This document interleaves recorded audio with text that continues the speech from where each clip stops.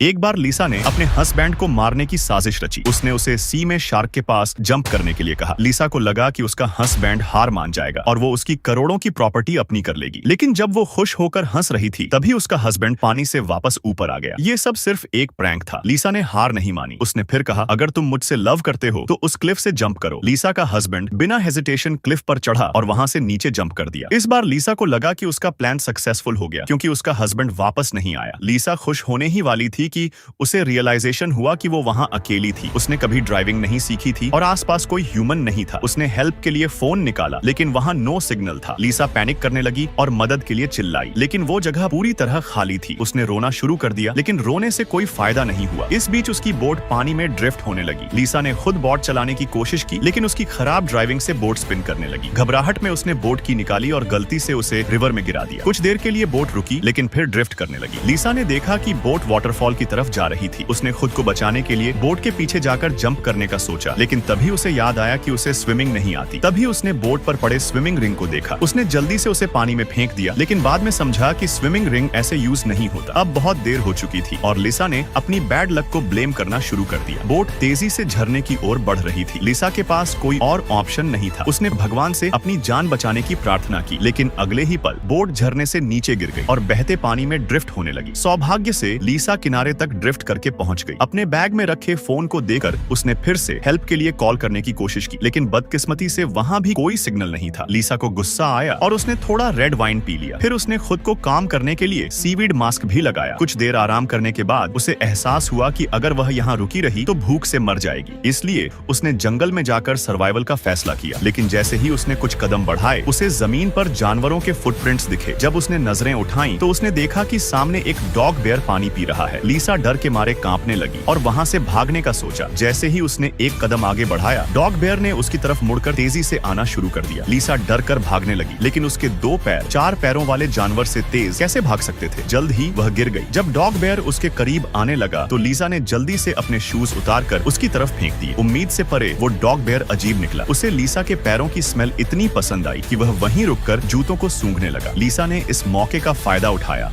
और वहां से भाग गई लेकिन असली खतरा अभी बाकी था। जैसे ही रात हुई जंगल का टेम्परेचर बहुत लो हो गया। खुद को बचाने के लिए उसने प्रिमिटिव लोगों की तरह जमीन में गड्ढा खोदने की कोशिश की लेकिन आग जलाने में नाकाम रही। उसे ठंड से बचने के लिए रैबिट की तरह कूदना पड़ा ताकि शरीर गर्म रहे। इसी बीच उसने जंगल में एक फरी चीज देखी। डर के मारे वह बिना कुछ सोचे भागने लगी लेकिन इस छोटे फॉरेस्ट में भागने के लिए ज्यादा जगह कहाँ थी। कुछ ही देर में वह जमीन पर गिरे ब्रांचेस से टकराकर गिर गई। जब लीसा होश में आई तो उसने पाया कि वही फरी चीज उसके पास खड़ी थी। लीसा ने देखा कि वो फरी चीज कोई और नहीं बल्कि एक प्यारा सा व्हाइट टाइगर था। व्हाइट टाइगर को भी समझ में आ गया कि लीसा भूखी है, इसलिए उसने उसकी अटेंशन खींचने के लिए जोर से आवाज लगाई और उसे पहाड़ों और पानी वाली जगह पर ले गया। वहाँ लीसा को जमीन पर बहुत सारे छोटे मशरूम दिखे। उसने बिना यह सोचे कि वे पॉइजनस हैं या नहीं उन्हें तोड़ा और कार्ड से काट दिया। फिर परफ्यूम से ठंडा करके खा लिया। हालांकि उसका टेस्ट अच्छा नहीं था लेकिन जैसे ही उसने खाया उसे चक्कर आने लगे। पता चला कि मशरूम्स जहरीले थे। सौभाग्य से मशरूम्स का पॉइजन बहुत स्ट्रॉन्ग नहीं था। लीसा पूरी रात सोने के बाद ठीक हो गई। अगली सुबह लीसा ने फिर से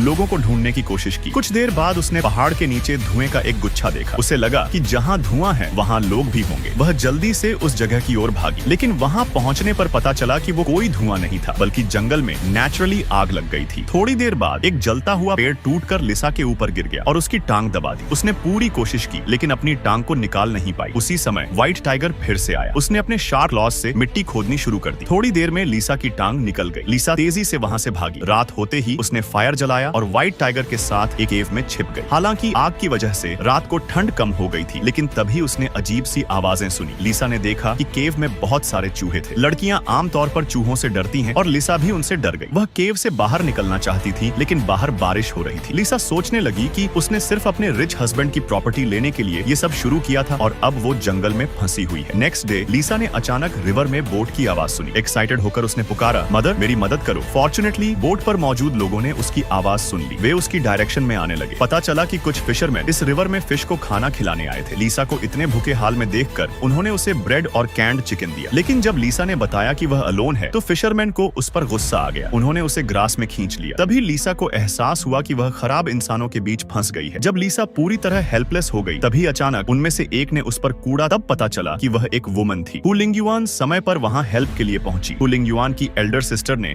उस वुमन को वहां से बाहर निकाला, लेकिन तभी पीछे से एक बोल्ड थीफ उनका पीछा करने लगा। उसने उन पर गन से अटैक भी किया, लेकिन एल्डर सिस्टर बिल्कुल भी पैनिक नहीं हुई, जबकि लिसा डर के मारे सहम गई थी। दोनों बोट्स अब रिवर में थी। एक स्पीड और पैशन की रेस शुरू हो गई। जल्द ही एल्डर सिस्टर की बोट स्मोक से भर गई। सर्वाइवल के लिए एल्डर सिस्टर ने जल्दी से बोट को शोर पर स्टॉप किया और लिसा से जल्दी भागने को कहा। उस समय लिसा इतनी स्केर्ड थी कि वह बोट से उतरने को तैयार नहीं थी। मजबूरी में एल्डर सिस्टर ने लिसा को नीचे खींचा। जैसे ही वे वहां से भागे, एक बड़ा एक्सप्लोजन हुआ। एल्डर सिस्टर ने लिसा से कहा, जल्दी भागो, नहीं तो पीछे वाले खराब इंसान पकड़ लेंगे। लेकिन कई दिनों से हंग्री लिसा भागने की हालत में नहीं थी, बल्कि उसने अपनी एल्डर सिस्टर पर ब्लेम लगाना शुरू कर दिया। लिसा ने कहा, अगर आप नहीं होती तो शायद मैं सर्वाइव कर जाती, लेकिन अब अगर ये खराब इंसान मुझे पकड़ लेते हैं तो मैं बच नहीं पाऊंगी। इस पर एल्डर सिस्टर को गुस्सा आ गया। उसने लिसा को एक जोरदार स्लैप मारा और उसे कड़ी लेसन दी। मार खाने के बाद लिसा को आखिरकार समझ आया और उसने उसके साथ भागने का फैसला किया। फिर दोनों एक झरने के पास पहुंचे। वहां नहाते हुए उनके शरीर की मिट्टी धुल गई। इसके बाद पूरी टीम जंगल में चलने लगी। सौभाग्य से कूलिंग गार्डन को जंगल में जीने का तरीका आता था। उसने जल्दी ही कुछ बच्चे पकड़े और लिसा को एक स्वादिष्ट खाना खिलाया। फिर दोनों सोने चले गए। अगली सुबह बड़ी बहन ने जाल बनाने शुरू किए। उसने लकड़ियां इकट्ठा कर आग जलाई। उसका सोचना था कि बदमाशों का गैंग धुएं को देकर यहाँ आएगा, और जल्द ही वही हुआ। गैंग ने आते ही बड़े बहन के बनाए जाल में फंस गए। अगले ही पल एक बदमाश पेट में छेद होकर गिर गया। इसी समय गैंग के नेता को एहसास हुआ कि वह फंस गया है। बड़ी बहन ने लिसा को उनके साथ भगाने की कोशिश की। उसने पूरी ताकत से नाव को धक्का दिया, लेकिन जैसे ही कुछ गलत होता दिखा, लिसा ने जल्दी से नाव खींचने की कोशिश की, लेकिन इसका कोई फायदा नहीं हुआ। गैंग के बदमाश तुरंत पहुंच गए और एक गोली बड़ी बहन के सिर पर मारी। सौभाग्य से बड़ी बहन ने आखिरी सांस में नाव को पानी में धक्का दे दिया। लिसा ने उसे पकड़ने की कोशिश की, लेकिन डर के मारे कुछ कर नहीं सकी। जब उसने देखा कि लिसा भाग गई है, बड़ी बहन ने अपना सिर झुका लिया। उसने कभी सोचा भी नहीं था कि लिसा इतनी बेशर्म निकलेगी। लिसा नाव पर बैठकर वहां से चली गई और गैंग ने बड़ी बहन को जंगल में खींच लिया। गैंग के नेता ने अपने भाई को उसे टॉर्चर करने का हुक्म दिया, लेकिन बड़ी बहन डरी नहीं। उसने कहा कि उसके पास पहाड़ के देवता का संरक्षण है। अगर उसे नुकसान पहुंचाया तो गैंग के पूरे परिवार को श्राप लगेगा। नेता को यकीन नहीं हुआ, लेकिन जैसे ही बड़ी बहन ने आसमान की ओर झुककर प्रार्थना की, जंगल में हलचल शुरू हो गई। यह देखकर गैंग के लोग घबरा गए। इसी बीच लिसा, जो भाग गई थी, अचानक वापस आ गई। दोनों ने मिलकर सारी समस्याओं को हल कर दिया और वहां से भाग निकले। कहानी के अंत में लिसा ने अपने पति की संपत्ति संभाल ली और बड़ी बहन को धन्यवाद देने के लिए उसने उसे हर दिन बाहर ले जाना शुरू किया। 1 महीने बाद लिसा फिर से जंगल में आई और जिसने उसकी जान बचाई थी उसे व्यक्तिगत रूप से धन्यवाद दिया। तो कहानी यहीं पर खत्म होती है। लाइक सब्सक्राइब कर देना। मिलते हैं अगले वीडियो में। Bye bye.